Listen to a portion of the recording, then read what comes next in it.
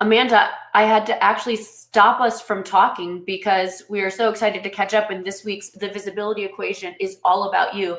I will intro you, but frankly, if someone is not following you, learning from you as voraciously as I am, they're, as my kids would say, cray cray. This is Amanda Coffey, who has an illustrious background. She now has Coffey Communications. She's one of my go-to sources of news information and amazing events. Amanda, thank you for joining us today. Yeah, it's so great to join you. And it's funny too, because as soon as we announced we were doing this, I got a couple notes from people. I know you just had Noah Greenberg on, and I was at this, the CEO of Stacker, and I was at this networking event, and people were like, oh my God, you're going to be on with Sarah.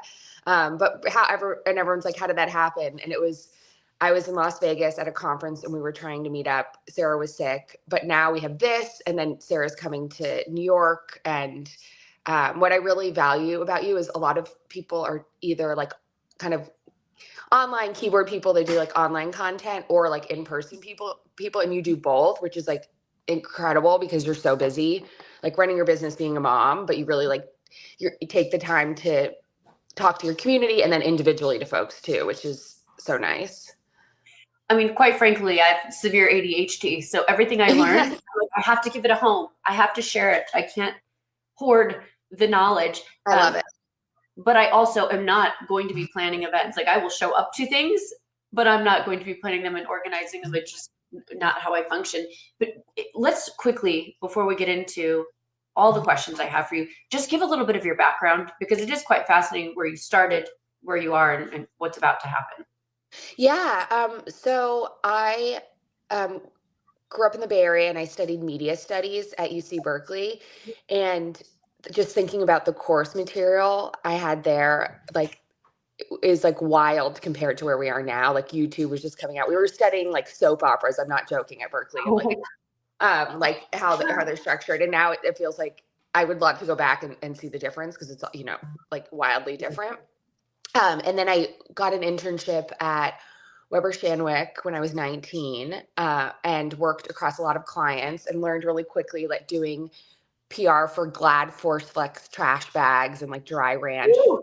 Was not so interesting because and I actually did like the tech side. So I'm glad that I embraced that, because it can be, a lot of times you think you have to be technical, and, Sarah, you work with so many different clients that are technical. They actually need someone like you who can speak plain English. And then I interned at Burson. And that's when I like really fell in love with PR and storytelling. And I spent 15 years at eBay and PayPal, mostly in San Jose. And with the split, I was one of two people that went over to PayPal.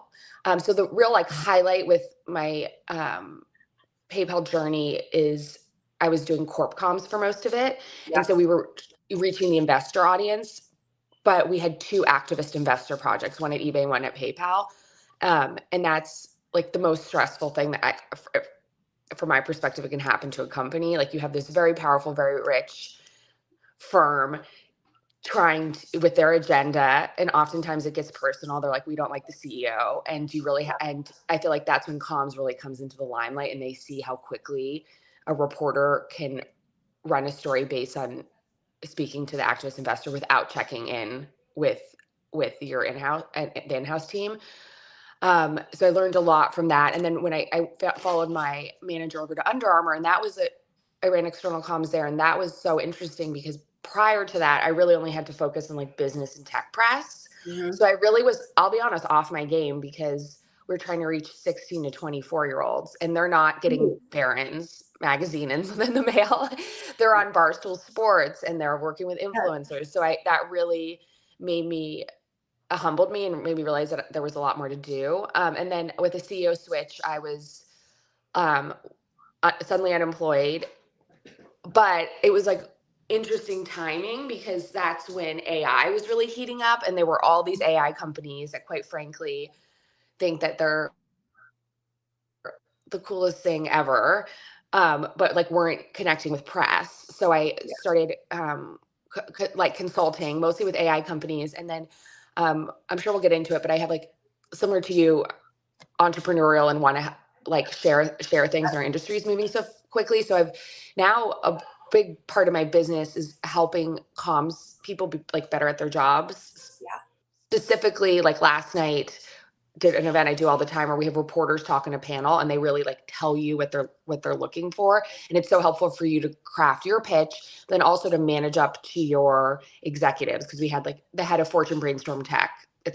Andrew, it's coming up in a couple weeks. And if your executive was like, I didn't get invited, you can, based on what he said on that panel, he was crisp in terms of what he's looking for. So I feel like that is just so helpful. Because like real quick to wrap up, the thing that's like so fascinating to me right now is comms people. Like I remember doing my annual review every year and we would sit down and go through it and it was 100% internal, right? It was like how you work with the IR team, how you work with the general counsel. And I remember thinking like in my mind, my wins are I got us an editorial board with the Wall Street Journal. And not only did our beat reporter come, but with a culture reporter and the careers reporter come. So I'm thinking like, that's where I'm adding value. So comms people have these internal jobs. It's so hard. And I've heard from all my peers that it's gotten even harder because these executives demand more data. Like they used to just be like, oh, we've done it like this forever. And they know that data's out there. They want it. There's a lot more managing up. So internal job is crazy. Now you have to know what's going on in external to be effective. And you know, the media landscape is changing. So you need to have new expertise and relationships. And then the third piece that people are really leaning on you for, Sarah, is like the tech. Because when I was at PayPal, and this, I'm sure it's even more intense now, we would have these calls with like corporate development and they'd be like, tell us how you're using AI. And you felt the pressure, like, yeah, if we don't start implementing it, it's going to come in, like it's going to be told to us when they look at our agency budget things. It's actually insane. I have so many things I want to unpack just from what you just said.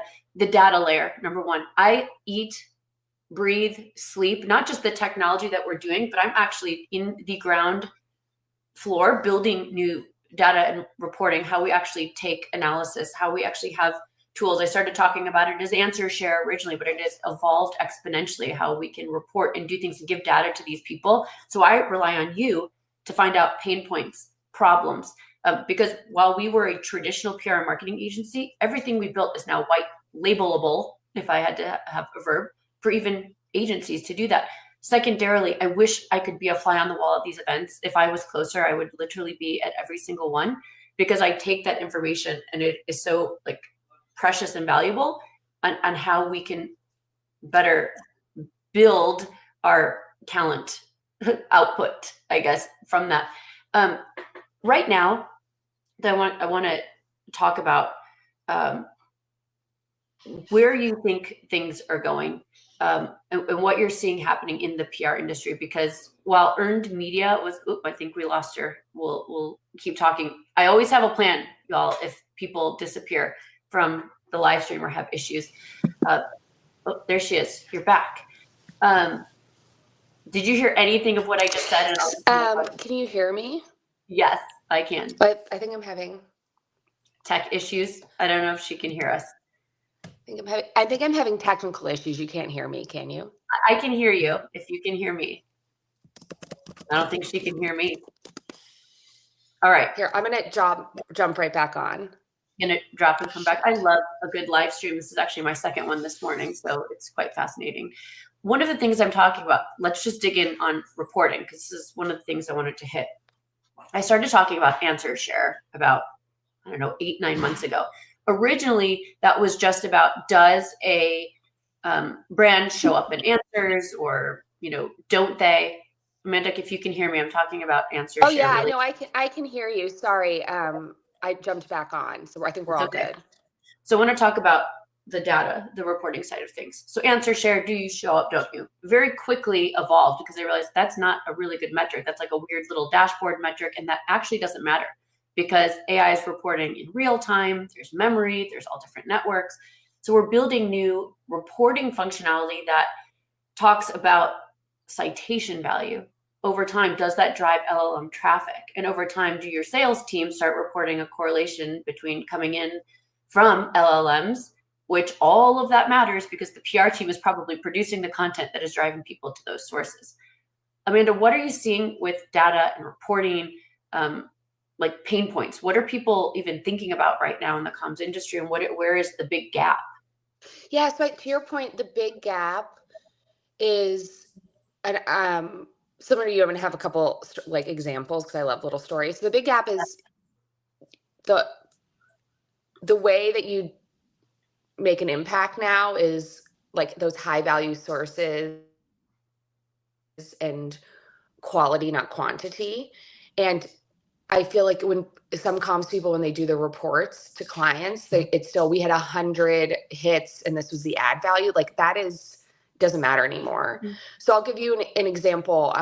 There's a client I'm working with. They had a story in a major business magazine, starts with an F. So it's one of the two, right? Right. Forbes or Fortune. Yeah. And they didn't have a head of comms. This is another like real quick thing I'm seeing is oftentimes startups will hire an agency, but then have no one to help them. And that's like a horrible combination because you can't just have like the CEO meet with them once a quarter. Like they're not going to be effective. So they had a PR agency, but basically the venture capital firm was like, do the story. When it ran, they were, oh, hey, when they special guests on Fridays. Yeah, no, my Kimchi, my little pup might make a special appearance too. So when the story ran, they were blindsided by the crux of it, the thesis, which is like never good. Like so now when you search the company, it is the top link. And that's problematic because of the level of access they gave for that story. So it has like tons of photos of the CEO. It's just like incredibly distracting. So I've been on calls with different tech providers. And basically what you do to mitigate that story is you pull out the items that only exist in that piece. Because there's some things that like don't live anywhere else on the internet because they're about like the early startup days. And then when you do future storytelling, you start talking about that. So it balances it out. And they say for other clients, they've seen it almost swap. So let's say they get a Bloomberg story and it's the same kind of high value. It'll like swap. So like that's the aha for me. If you really need to focus on the right story and not care about the number, especially because the media landscape is changing. If I was a comms person and I just want a big client right now, the first thing I would do, which you were discussing earlier, is like benchmarking. Like I feel like you'd be a disservice to not find their online presence across geo and like capture that now. So when you do the work, you can measure that. And Pete from Media. Oop, I think we lost Amanda. I'm going to actually jump in right here because I was going to mention this anyway. I mean, what Amanda's talking about with this, I call it the knowledge share, your AI knowledge share. I feel like I have not done justice yet to launch all of everything that we have available. We've built tools internally that pull all of this, right? And when she's talking about these pieces that you pull out, there's new strategies now to even do that. It's not just reusing them or hitting them in your future or upcoming stories or editorial pieces. There's something we have and built, which we call AI notices, that you can actually launch and execute writing in a very specific way to hit these points, to start to bury and push those things down. Yes, it's strategic comms. It is like communication warfare. I don't know what you want to call it, but there's other tactics that exist that can expedite you getting these things corrected at scale. Amanda, I'm going to take out your other profile. All right. Sorry, I just jumped in. You can keep going. Okay. Yeah. So I luckily I follow like every post about yours. So I totally agree. Like, know that that's how you become influential as a comms person, is being data driven. Another, like the trick I learned working at big companies that I feel is undervalued is, and you could do this for a private company too, but like for a public company, the thing I learned is the earnings transcript, like the earnings press release is like helpful because it has the numbers, but the earnings transcript is like the narrative that you're telling the street.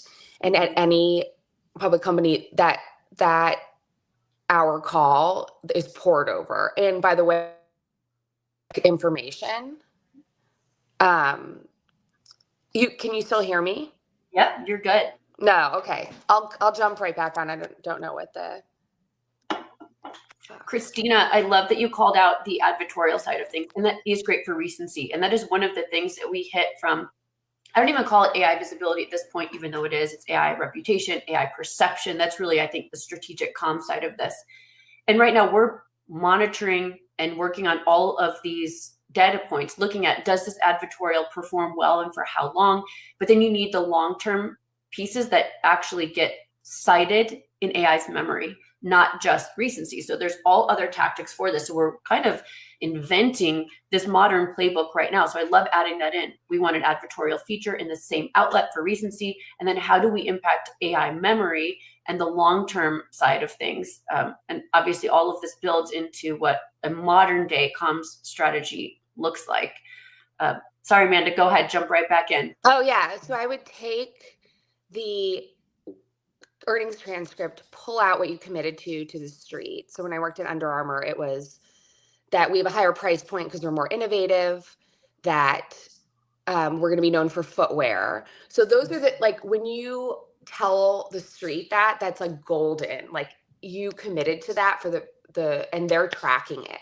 Mm-hmm. So if you take that, this is how you measure basically business impact, because you told the investor community we're going to do this. So you take that and then you create a comms plan around it. And I would also do benchmarking of like, how many more stories do we have that talk about innovation? How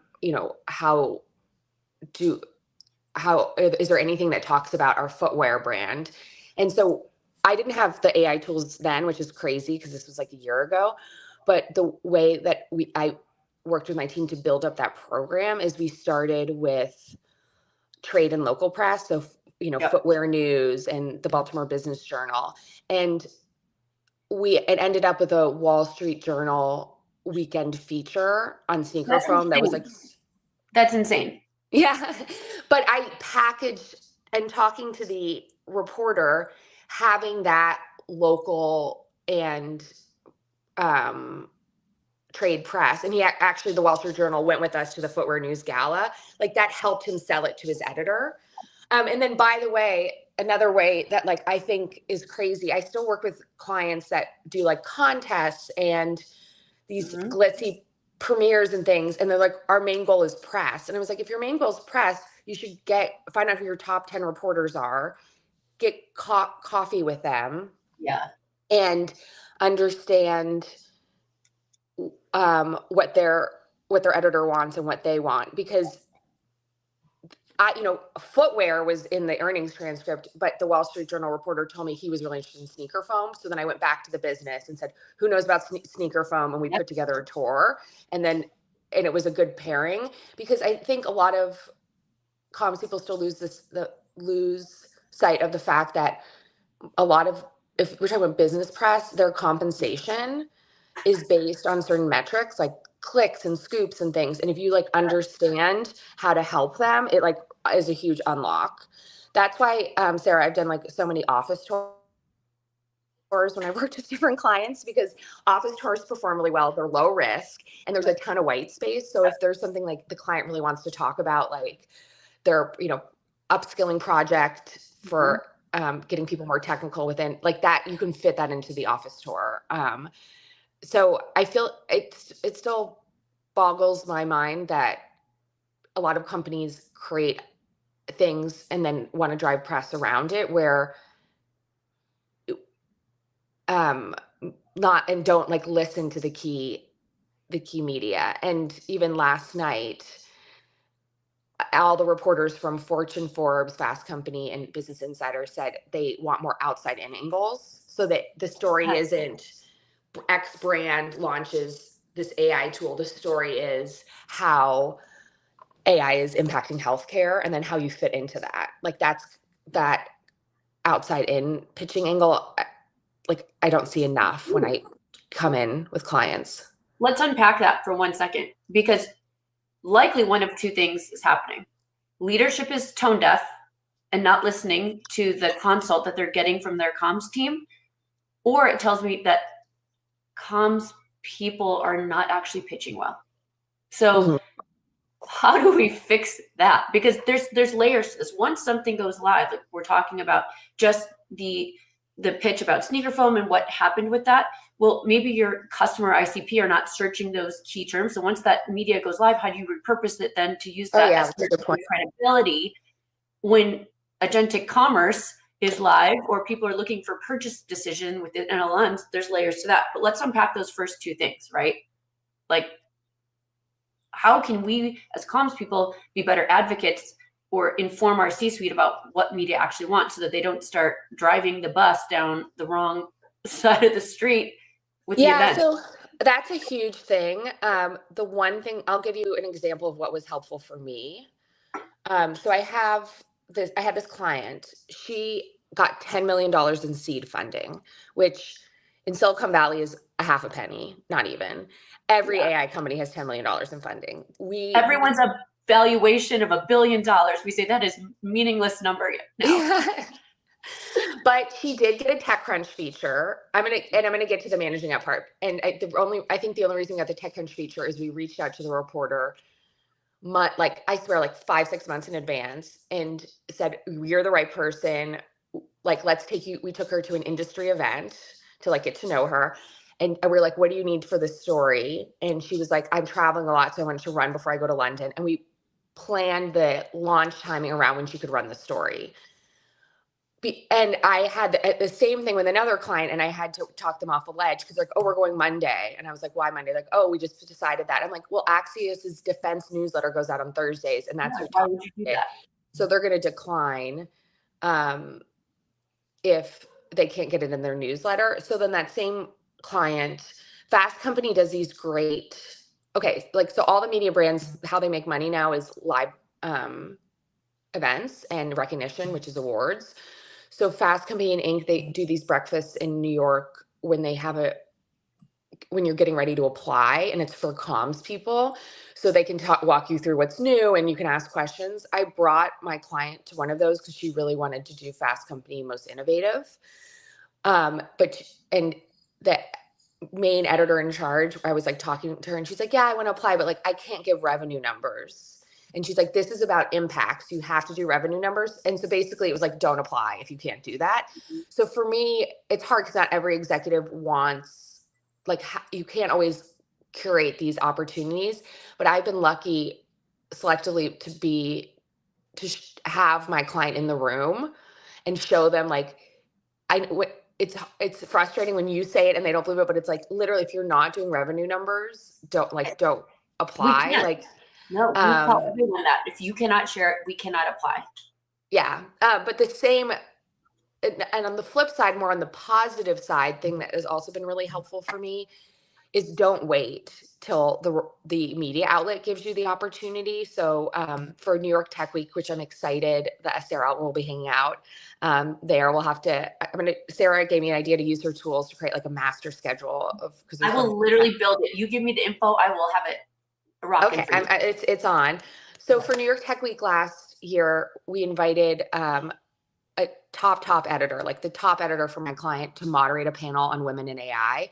She ended up writing a story about it, which was great. That wasn't expected. And then when we came back to her and we're like, "We actually want our client to be at your premiere event,"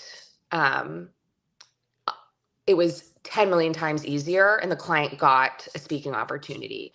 So my learning there is, don't sit and wait until for the Fortune Most Powerful invitation, because it's not coming. You need to create your own content and opportunities. And because if you're not writing about your business and you're not creating the opportunities, why would a journalist? And then Sarah, you talk about this a lot in the age of AI, 70% of stories for Business Insider start, or 70% of reporters are told to start their reporting with ChatGPT. So if a reporter goes in and don't have a good online presence and they can't get started with that, they're just going to be like, "I'm not going to do blue company, I'm going to do red company," that are competitors, because they have a richer story and digital presence. I feel like I'm taking crazy pills when we say all of these things. we can execute at scale to impact these things. And our clients, I keep telling them, you guys are 6 months ahead. It'll be really hard for competitors to outpace what you are doing.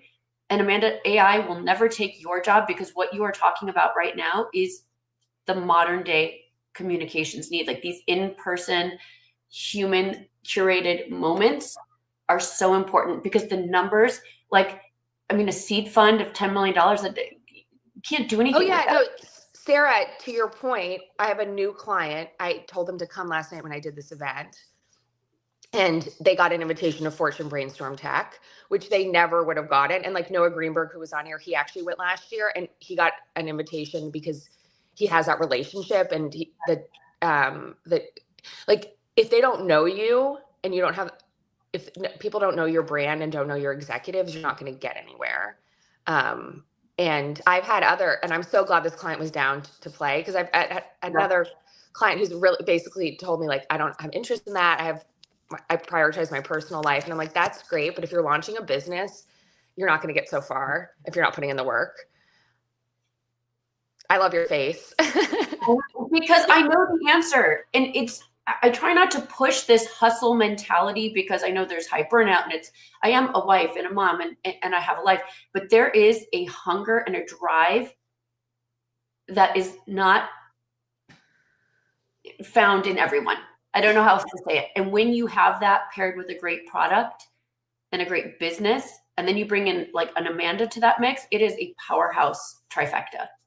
Yeah. And especially to everything you're saying. And then you do some good storytelling of what's going on in the world. Like, I put together a good example is I helped SAP with a reporter panel, and it was on supply chain. And I'm like, if I would have gone to reporters and said, like, come on this supply chain panel, maybe I would have gone this Sourcing Journal, which is a supply chain trade, but I definitely wouldn't have gotten who we got, which was like the head economics reporter at NPR. And how I approached her, I was like, and I'm actually getting dinner with her next week, meaning like reminding me that like I haven't had a story for her, but like, let me just get in front of her. Yeah. I was like, hey, Maria, you cover the economy. You're so good at it. And you've had some recent great case studies on olive oil, and how like in Italy, people are buying less Italian olive oil because of tariffs.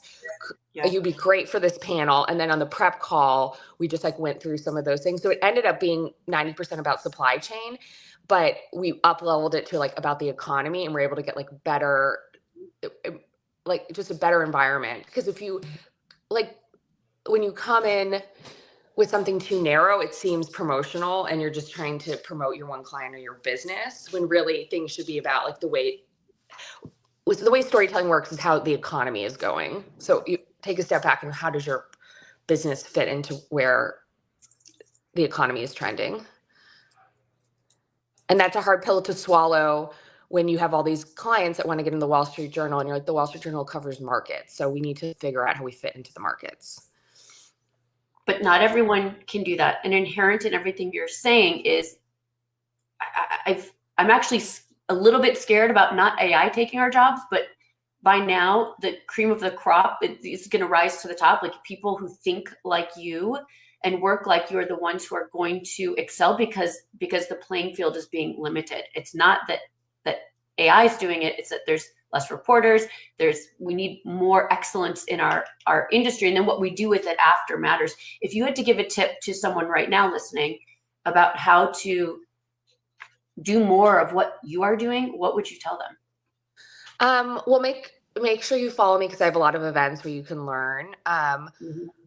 My one thing I did at PayPal, which I thought was really helpful, is part of our kind of like brand hygiene, is twice a year we had an in-person event with all our like key reporters, and we weren't pitching anything, and it came over so well, because I feel like when you're pitching something, everyone's like, if you're announcing something, people are, it's a little stressful. Like, they're like, do I get my story half written before I get there? Do I want to ask a question in front of my competitor? So when we had a more relaxed environment, what ended up happening is the reporters would bring their editor, who never gets to interact with the companies they cover. And when we would compliment them in front of their editor, and we'd be like, oh, bring another Mhm. colleague. I did an event like that and at Under Armour, and our beat reporter brought Isabel from the Wall Street Journal, who covers enterprise AI. So we became friends, and now she's like has the hottest beat in the world. And she's like, I remember you invited me to that sports event. So I feel like a lot of companies are just going event to event to event, and they don't take a step back and like, who really matters to us, and do we know them, and do they know our business? And then what you do with that. I mean, step one is to get the story is like, it's so hard. When you're talking through these experiences and case studies to get to that end result is hard. And what do you do with it next? I mean, Oh what should yeah, that's what should CEOs be thinking about right now? yeah. No, I know what you mean. I worked on a Fast Company cover story. Before I started it, I met my husband. It didn't run until after we got married, and Aw. meaning but I like went to every Fast Company event. I said hi to everyone. I was just like, and I got it all ready, and then they had a story drop out, and we slotted in. But then to your point about after it runs, like that is so smart, because a lot of comms people just go on to the next thing, where you want to make sure you have this amazing piece of content. How do you do a program with employees so they get to see the behind the scenes for that story? It took a while, but we actually did a webinar where the reporter was talking to our CEO so we could get some good video content. And I feel like I'm probably missing 5 million things, Sarah, that you would do to like help make sure that goes into the online presence But too. you think of everything that I don't think about. Think like you just said behind the scenes. We know LinkedIn algorithm content, behind the scenes content performs really well. I would take that feature story and break it up into AI notices that we started to like own the narrative around. So we hand feed people things that they're searching for in LLM so we can impact that in real time. But there's all these different layers to what you do with that. That becomes almost your anchor content for you could maximize that for 90 days and change narratives. It's Oh insane. yeah. If I could go back, so one of the more interesting packages I worked on, was with PayPal and Equal Pay. So we did this Mhm. with Julia Borstein on, for Yep. her franchise, and they got the CEO and they got the head of HR. But the story that was like hard to get, or the source that was hard to get approved, but made the package, was they interviewed a woman at like the senior manager level who had her pay adjusted because she wasn't being paid fairly. And that's what everybody wants to hear. Like when you sat down with your manager, like, you're getting a bonus, and they're like, why? It's like, oh, because you weren't being paid fairly. Where you're like, yay, more money, or where you're like annoyed. So I Yeah. feel like if I was in that, imagine if I could go back and get a clip for social that are on our own channels of like, this is an employee, she does great stuff, she's technical, she was part of the CNBC package, like what was it like for you to be on national broadcast, Yeah. were you comfortable talking about this? Like that would be like amazing owned content that would add so much more credibility. I mean, Amanda, I wish I could do this every week with you. I would literally this is such great knowledge because our brains together are like the modern day matrix. Yeah. Um, Yeah, I know we have to wrap up, but this is why when Sarah was like, oh, I'm doing an event at 5 p.m., I'm like, can I come at 4 p.m. just to like fangirl and hang out with you? back at you, sister. And the notified team was like, sure, we'll hook Yeah. you up with security. They're the We best. got we got VIP clearance so we can mind meld in real life. I love Yeah. that.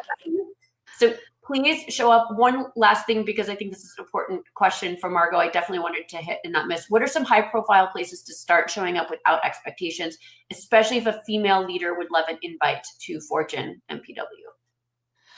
So I think like something like a New York Tech Week, or it could be anytime. I would create your own content. Like for example, yesterday we did this event with a lot of reporters in Zendesk.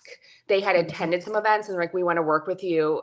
Can we just open our space for you? So I feel like I would think about ways that you can provide an opportunity for others, and it makes your brand look so much better. So even like I do these Friday media lunches, and we did one with Business Insider and the MasterCard PR teams. Like we own all these venues in New York. Like they even have access to the Edge in New York. And they told Business Insider, if you ever want to shoot content there or do an event, we can give you special pricing. I would basically try to add value, which is a fancy way of, kind of doing favors and being nice to people that you want to have in your circle. And also shoot me a message on LinkedIn if I'm like, Sarah, I'd love to chat. I'm happy to brainstorm a bit. and And also find a way to connect in person. Hire Amanda. She's worth every penny. Yeah. Thank you so much for your time today. Have a great rest of your weekend. Thank you to everyone listening. Ask your questions if you have them now. We will follow up with you, and hopefully we will all see you in New York soon. And if you're in Vegas. Yeah, sounds good. Thanks, Sarah. Have a great weekend. Bye.